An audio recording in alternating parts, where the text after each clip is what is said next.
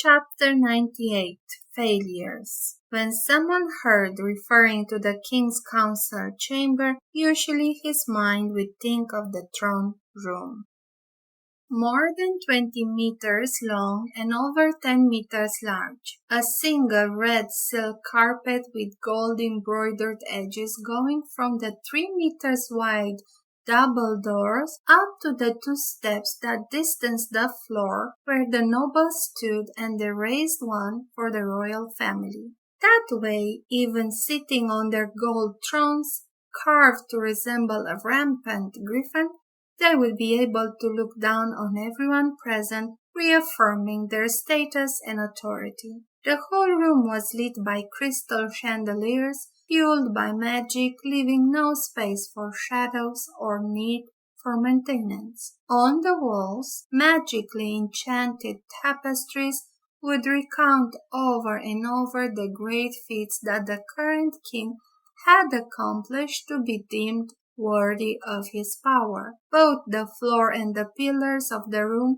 were realized from gold vein marble, that the most precious and robust material available in the Griffin kingdom, and that someone would be dead wrong. The throne room was perfect for holding social events or awarding a special general or noble. But when it came down to state secrets, it was a security nightmare. Between the main entrance, the servants' passages, the secret passages, and the balconies for the spectators circling around the room, a small army of spies could easily go unnoticed even after searching the whole place with a tooth comb.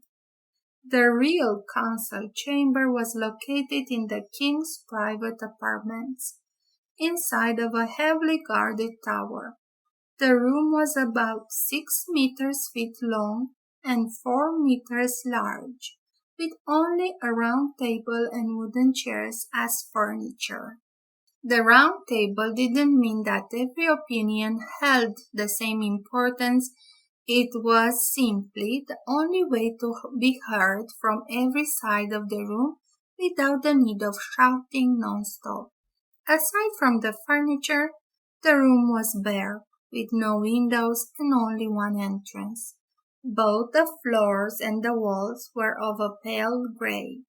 There was no color outside that of the magical stones the room was made of. Most of the assemblies would last hours, and given the sensitive nature of the subjects that required the king's direct approval, discretion was of vital importance.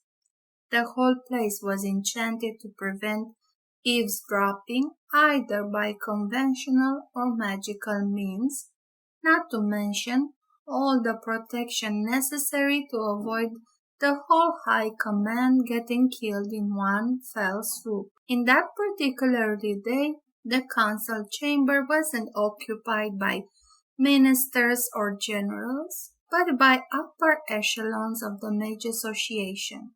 In such occasions, it was the Queen's duty chairing the debate.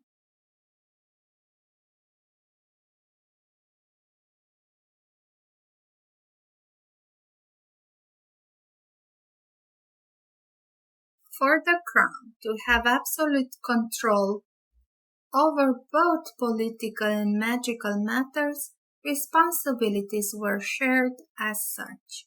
The one of the royal couple most versed in the magical arts would become the head of the Mage Association. The other would be in charge of all the military power and oversee the minister activities. Together they will hold all the keys to the kingdom. Queen Sylpha wore a simple blue satin morning dress, with long sleeves covering her arms. Despite being over 50 years old, it was hard thinking her a day past 30. With her square chin and sharp features, she couldn't be considered beautiful, but the aura of confidence and power she exuded, coupled with her perfect manners, still made her quite charming. Your Majesty, we still cannot find Linnea, said a bald middle-aged man with a grey goatee. We are certain she hasn't crossed the borders yet. She would never leave her children behind. The Queen dilated her nostrils in annoyance. Recently, she would only receive bad news. And I want results, not hypotheses. If you can't find her, she could have defected to the Blood Sand tribes, or even hiding up my powered ass for all I care. What about the Gorgon Empire? Is it true that they are developing clairvoyance magic? The idea of their worst enemy being able to spy on them from a safe distance caused the Queen to lose sleep over it. Yes and no, sniggered an old woman with long white hair held up in a ponytail. Yes, they spent thousands of gold coins to indulge the emperor's obsession with prophets, seers, and all that about predicting the future. No, because up to date all those so-called mediums were only frauds. Some of them were actually our agents that managed to drain considerable sums before disappearing. Finally, something goes right. She slammed the table with her fist hard enough to make several goblets fall off. What about the great academies? An awkward silence fell into the room, instantly ruining her good mood. Your Majesty, maybe you should reconsider your line of actions, said a tall middle-aged woman with short red hair. So many changes at once are hard to accept. It would be better to implement them one by one over time. One by one over time, the Queen echoed, drumming with her slender fingers on the armrest. Tell me, dear Bolna, how long has the Mage Association tried to change the rules nice and easy to avoid unrest?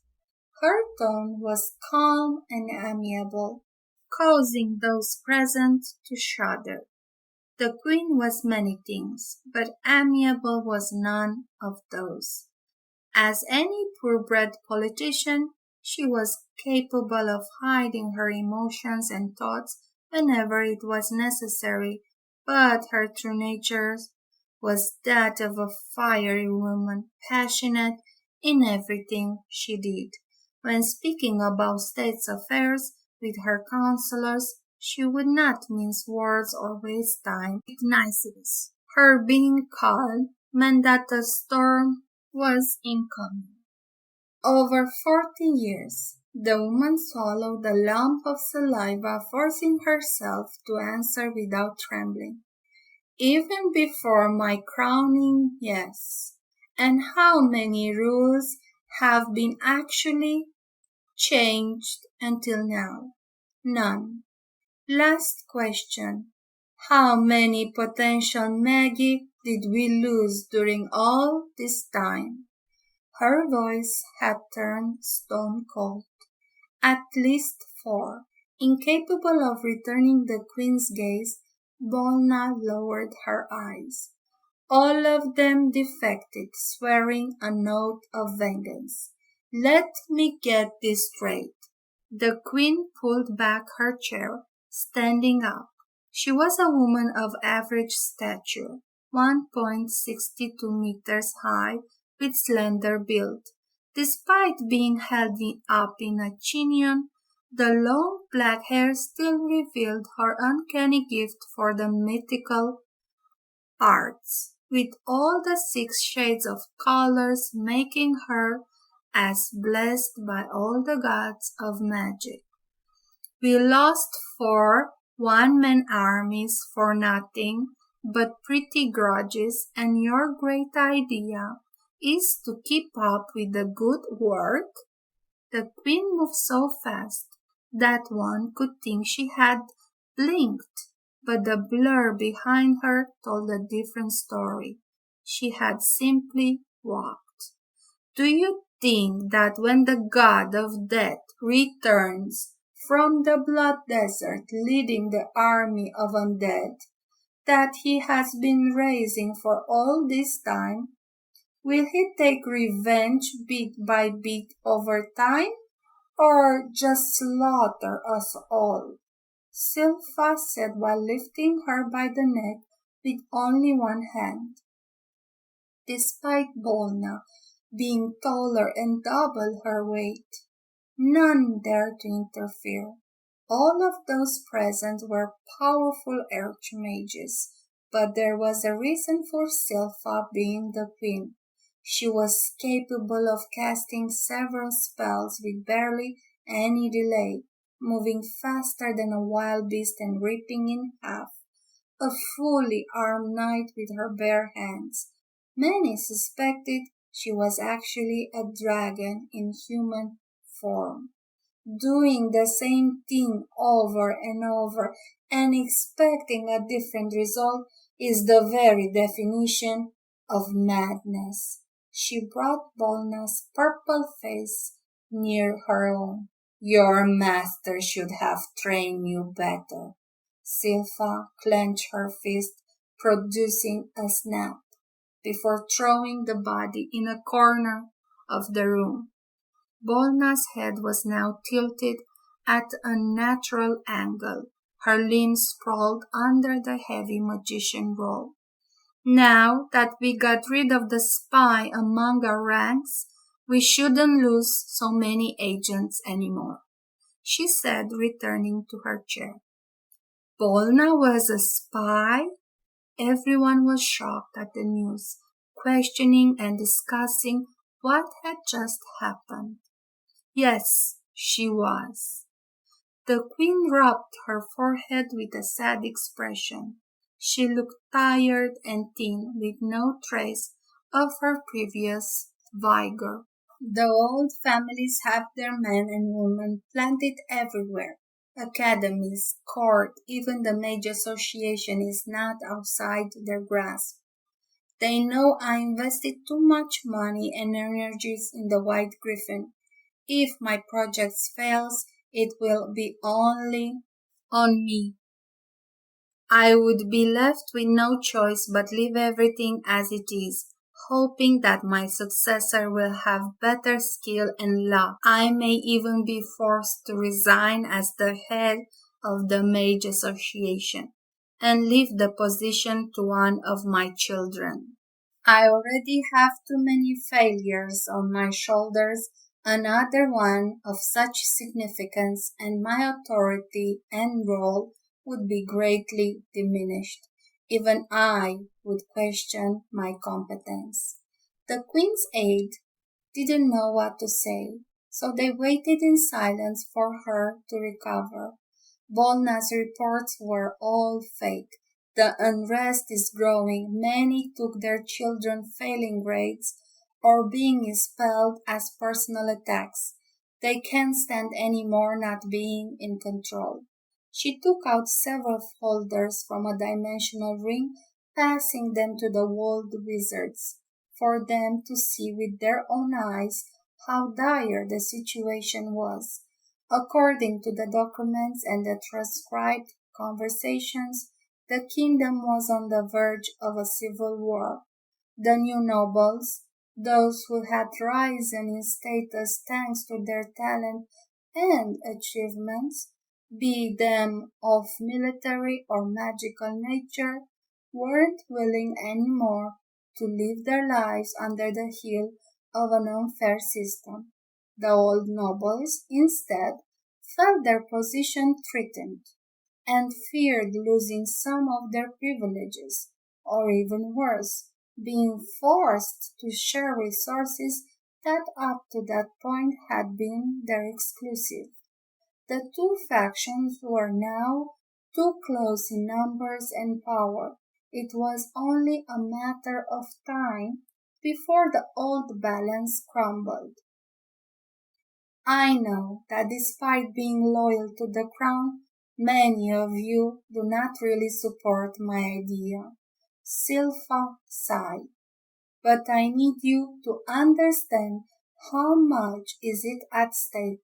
No matter what your personal beliefs are, if the White Griffin turns out to be just another failure, we'll have a generation at best before the kingdom plunges into chaos.